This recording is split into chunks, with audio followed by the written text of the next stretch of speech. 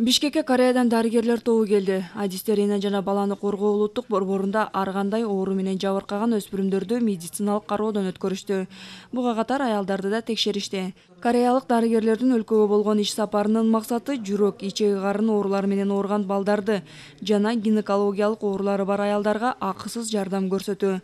Белгилей кетсек, бул иш-чара Түштүк Кореянын Гемен университети менен Кыргыз улуттук университетинин ортосундагы кызматташтыктын алкагында уюштурулду. Тегу шаарынан дарыгерлер тобу келди. 4 дарыгер жана 3 котормочу келди. Дарыгерлер болсо бул кардиохирург, бала бакча балдардын эминен жүрөк оорусу боюнча келишти. Анан пластический хирург деп коет. Анан кийин болсо гастроэнтеролог. Булар келишти. Келишип эле эс алып астар эле биздин больницага келишти.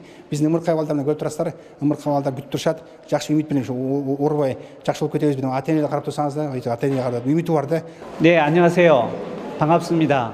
Мен Кыргызстанга экинчи ирет келип жатам. Биринчи жолу мед студенттерге сабак өткөм.